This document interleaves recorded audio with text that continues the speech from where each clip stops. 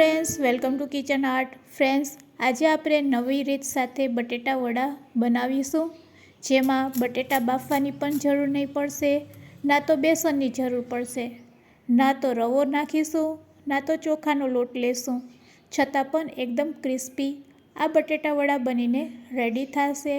તો અંદરથી એકદમ સોફ્ટ અને ઉપરથી થોડાક કુરકુરે એવા આજે આપણે બટેટા વડા બનાવીશું, જે વરસાદી વાતાવરણમાં ખૂબ જ ખાવાની મજા પડે છે.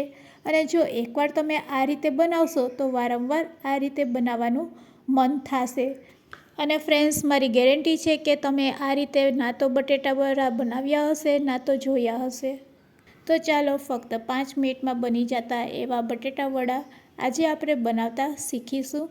રેસીપી સારી લાગે તો લાઈક અને શેર કરજો.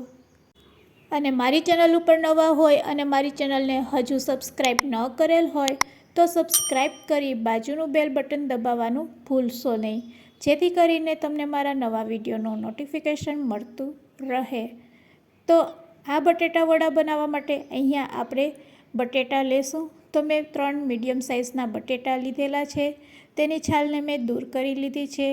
હવે એક આપણે વાસણ લેશું, તેમાં આપણે પાણી ભરીને આ રીતે ખમરીની મદદથી બટેટાને છીણી લેશું.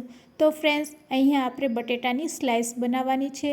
તો અહીંયા આપણે બટેટાને આ રીતે લાંબી લાંબી સ્લાઇસમાં છીણીને રેડી કરી લેશું, એટલે બટેટાનું સરસ છીણ અહીંયા રેડી થઈ જશે. તો તમે જોઈ શકો છો, બસ અહીંયા આપણે આ રીતે જ બટેટાને છીણવાનું છે, એટલે કે ખમરીને રેડી કરવાનું છે. તો ફ્રેન્ડ્સ, અહીંયા મેં 3 બટેટાને આ રીતે સારી રીતે ખમરી લીધા છે. અને ફ્રેન્ડ્સ, બટેટામાં સ્ટાર્ચનું પ્રમાણ વધારે હોય છે, તો બસ આ બટેટાના છીણને આપણે 2 વખત પાણીથી આ રીતે સારી રીતે ધોઈ લેશું, એટલે તેમાં રહેલું સ્ટાર્ચ દૂર થઈ જશે અને બટેટાની છીણ પણ સરસ ધોવાઈ જશે. તો બસ ફ્રેન્ડ્સ, ખમરેલા બટેટાને અહીંયા આપણે 2 વખત પાણીથી ધોઈ લેશું અને તેને આ રીતે કાણાવાળા વાસણમાં રાખી દેશું, એટલે જેટલું પણ વધારાનું પાણી હશે તે આપણું દૂર થઈ જશે. તો ફ્રેન્ડ્સ, અહીંયા બટેટામાં બિલકુલ પાણી ન રહે તે રીતે અહીંયા આપણે બટેટાને ઉપયોગમાં લેવાના છે. તો ફ્રેન્ડ્સ, આ રીતે એકવાર રાખ્યા પછી બટેટાના છીણને આપણે ફરીથી એક મોટા વાસણમાં લઈ લેશું અને તેમાં હવે અડધી ચમચી જેટલું અહીંયા આપણે મીઠું નાખીશું. મીઠું નાખીને સારી રીતે આપણે હાથેથી હલાવી લેશું, એટલે બટેટામાં વધારાનું પાણી છે એ મીઠા દ્વારા નીકળી જશે. તો ફ્રેન્ડ્સ, આ રીતે કરવાથી બટેટામાં જેટલું પણ પાણી હશે તે બધું રિલીઝ થઈ જશે. તો હવે એને આપણે ફક્ત 2 મિનિટ માટે પ્લેટથી ઢાંકી દેશું અને 2 મિનિટ પછી તેને ચેક કરશું. 2 મિનિટ થઈ ગઈ છે. તો ફ્રેન્ડ્સ, પ્લેટને દૂર કરી લેશું અને હવે તમે જોઈ શકો છો કે વધારાનું પાણી છે તે આ રીતે બટેટામાંથી રિલીઝ થઈ રહ્યું છે. તો બસ હવે હાથેથી આપણે તેને દબાવીને બધું પાણી અહીંયા આપણે દૂર કરી લેશું. ફ્રેન્ડ્સ, આ રીતે મીઠાનું પાણી આપણે દૂર કરી લેશું અને બટેટાની છીણને આપણે પ્લેટમાં લેતા જશું. તો ફ્રેન્ડ્સ, અહીંયા આપણે બટેટાની છીણમાં બિલકુલ પાણી ન રહે તે રીતે આ બટેટાનો અહીંયા આપણે ઉપયોગ કરવાનો છે. તો ફ્રેન્ડ્સ, અહીંયા નાસ્તો બનાવવા માટે આપણે બટેટામાં બિલકુલ પાણી ન રહે તે વાતનું ખાસ ધ્યાન રાખવાનું છે. તો બસ હવે બટેટાના છીણને આપણે ફરીથી મિક્સિંગ બાઉલમાં લઈ લેશું અને મિક્સિંગ બાઉલમાં આ રીતે લીધા પછી હવે તમે જોઈ શકો છો કે તેમાં બિલકુલ પાણીનો ભાગ નથી.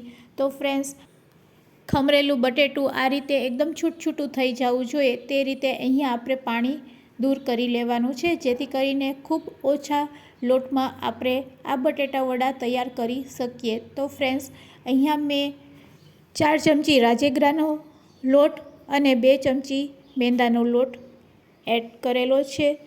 તમે રાજેગરાના લોટની જગ્યાએ તપકીનો લોટ પણ વાપરી શકો છો. તો ફ્રેન્ડ્સ, અહીંયા આ લોટનો પરફેક્ટ માપ છે. હવે એક મીડિયમ સાઇઝનું સમારેલું લીલું મરચું એડ કરશું, સાથે 1 ચમચીથી પણ ઓછા ચીલી ફ્લેક્સ અહીંયા આપણે એડ કરશું. હવે બસ આ નાસ્તાને વધુ ટેસ્ટી બનાવવા માટે અહીંયા આપણે કોથમીરનો ઉપયોગ કરીશું. કોથમીરને સમારીને ધોઈ અને કોરી કરીને પછી જ એડ કરવાની છે. તો ફ્રેન્ડ્સ, અહીંયા પાણી વધી ન જાય તેનું ખાસ ધ્યાન રાખવા માટે કોથમીરને પણ ધોઈ અને કોરી કરીને પછી જ એડ કરવાની છે, જેથી કરીને પાણીનો ભાગ બિલકુલ ન રહે તો ફ્રેન્ડ્સ, કોથમીર એડ કર્યા પછી હવે તેમાં આપણે અડધી ચમચી જીરું અને સ્વાદ અનુસાર મીઠું એડ કરશું. મીઠું એડ કરવામાં ખાસ ધ્યાન રાખવાનું છે કે આપણે બટેટાના છીણમાં મીઠું નાખેલું હતું, એટલે આપણે થોડુંક જ મીઠું એડ કરશું અને બસ પાણી વગર આ રીતે મિશ્રને ભેગું કરી લેશું. લોટ બટેટાના છીણ સાથે સારી રીતે મિક્સ થઈ જાય તે રીતે જ આપણે ફક્ત હાથેથી તેને મિક્સ કરવાનું છે. તો ફ્રેન્ડ્સ, અહીંયા આપણું મિશ્ર રેડી છે. બસ હવે તેમાંથી આપણે નાના નાના બોલ્સ બનાવીશું. તો આ રીતે મિશ્રને હાથમાં લઈ અને એકદમ હળવા હાથેથી આ રીતે આપણે બોલ્સ બનાવવાના છે. તો ફ્રેન્ડ્સ, બસ બધા મિશ્રમાંથી આપણે આ રીતે જ બોલ્સ બનાવીશું. તો એકવાર ફરીથી હું તમને બતાવવાનો પ્રયત્ન કરું છું. એકદમ હળવા હાથેથી આપણે તેને દબાવતા જઈશું અને આ રીતે બોલ્સ બનાવીને રેડી કરીશું. તો ફ્રેન્ડ્સ, અહીંયા આપણે મિની બોલ્સ બનાવવાના છે અને આ રીતે આપણે બધા બોલ્સ બનાવીને રેડી કરી લેશું. બોલ્સ રેડી થઈ જાય એટલે બસ તેને તળવાના છે. તો ચાલો હવે ગેસની ફ્લેમ ચાલુ કરીશું અને એક કડાઈમાં તેલ ગરમ કરીશું. તેલને આ રીતે આપણે થોડુંક મિશ્ર નાખીને ચેક કરી લેશું. તો અહીં આપણું તેલ સારું એવું ગરમ થઈ ગયું છે. તો બસ ગેસની ફ્લેમ લો કરી અને પછી તેને તળીશું. તો આ નાસ્તો બનાવવા માટે આપણે ગેસની ફ્લેમ લો ટુ મીડિયમ રાખીશું, જેથી કરીને બટેટા વડા અંદરથી સરસ પાકી જાય અને ઉપરથી સારા એવા ક્રિસ્પી બનશે. તો ફ્રેન્ડ્સ, જ્યારે પણ બટેટા વડા બનાવો ત્યારે તમારે આ રીતે જ પ્રોસેસ કરવાની, જેથી કરીને બટેટા અંદરથી બિલકુલ કાચા નહીં રહેશે અને એકદમ સરસ તે પાકી જશે.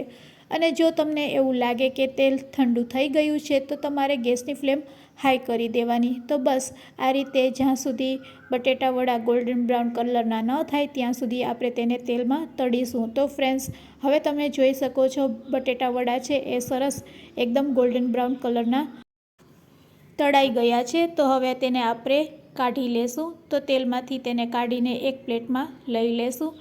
આ જ રીતે અહીંયા આપણે બીજા બધા બટેટા વડાને તળી લેશું. તો ફ્રેન્ડ્સ, એકદમ સહેલી રીત સાથે આજે આપણે આ બટેટા વડા બનાવેલા છે અને આ બટેટા વડાને તમે ફરાળમાં પણ લઈ શકો છો.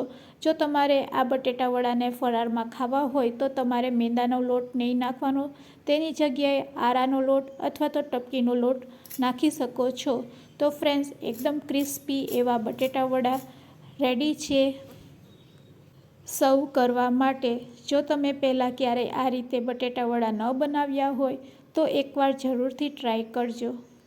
ફ્રેન્ડ્સ, આજની આ રેસીપી તમને કેવી લાગી તે પણ મને કમેન્ટ્સમાં જરૂરથી કહેજો.